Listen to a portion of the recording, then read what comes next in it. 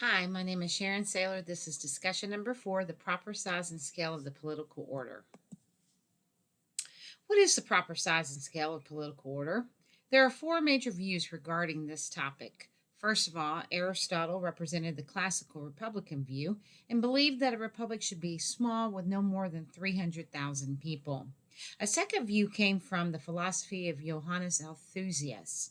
He thought that the proper size of government should be arranged as a medium sized federation, such as the size of Switzerland.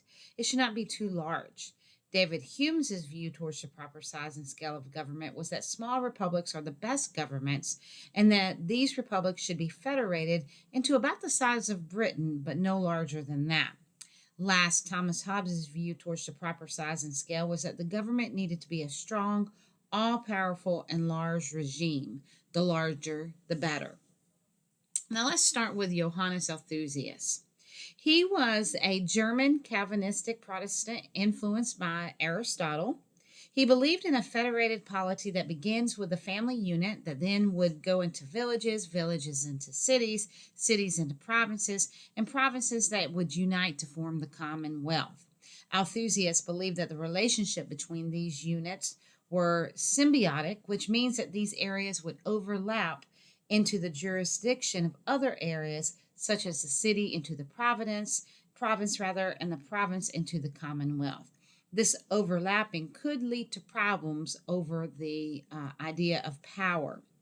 He believed that people inside this type of federated polity were called symbiotes, not citizens. A symbiote was someone who was a member of several systems, such as a member of the church, the city, the province. Althusius believed that as long as a person did not cause problems, he or she could move between those various systems within that polity. In Althusius's federated republic, power is divided, and it should be of a medium size.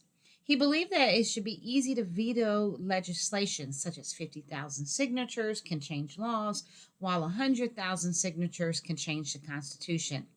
Last, Althusius believed that any part of the federation, a city or a province, had the right to succeed from that federation if that meant that it could improve itself, and that this right to secession actually was a way for the people to have self government, and that was the most important aspect of any republic, he believed. It was a form of political liberty, he believed. Now, David Hume is a second view. Hume believed that his republic could be as large as Great Britain or even France by dividing it into 100 county republics. Now, these republics were not like fixed counties in the United States. They were much larger, or they could be smaller. They could move around.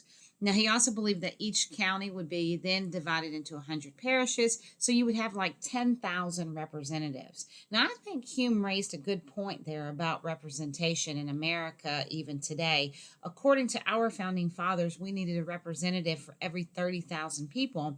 However, we capped our representation off at 435 representatives in the House.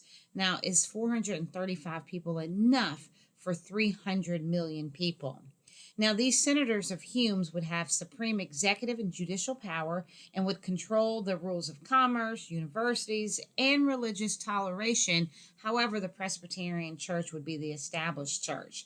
Now, to prevent corruption, he came up with a system called the Court of Competitors, where senators would be able to check for corruption and call that out.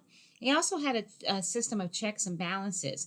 He believed that representatives should stay in their home counties. He didn't believe in something like we have today with Washington, D.C., and people being able to move to Washington, D.C. to govern.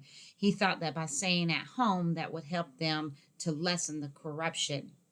Also, if the senators do not propose a certain bill that the people wanted, then 5 republics could get together and they could propose that law.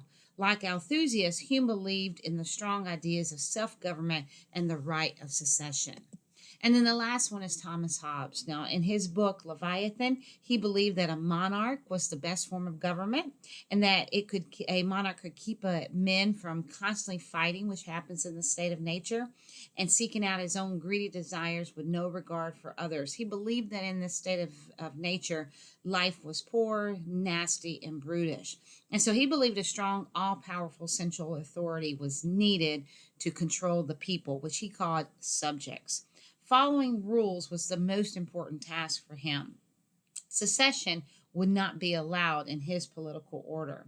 Now, many of the British people were Hobbesian in nature, unlike many of the American colonists that came from all over Europe and who were influenced by Aristotle, Althusius, Hume. This is one of the reasons why the British didn't have a problem with the Declaratory Act and couldn't understand why the colonists did, when it said that the colonists had to follow all of their laws set by the king in Parliament. Now, the British were also influenced by this medieval conception of something called the second body of the king. The king had a mortal body and an immoral body. The king may die, but the office of the king lived on. Some of our founding fathers were Hobbesian in nature, John Adams and Benjamin Franklin, who both saw Americans being molded into one mass by the government. Jefferson would not fall into that category. He believed that states had the right to succeed, and even believed that America would eventually divide itself up into three federations. Now, during the antebellum period, a major Hobbesian was Abraham Lincoln, who believed that the states were not sovereign political societies and were bound to the Union or the Federation forever. And that's why he opposed the Confederates succeeding. Thank you.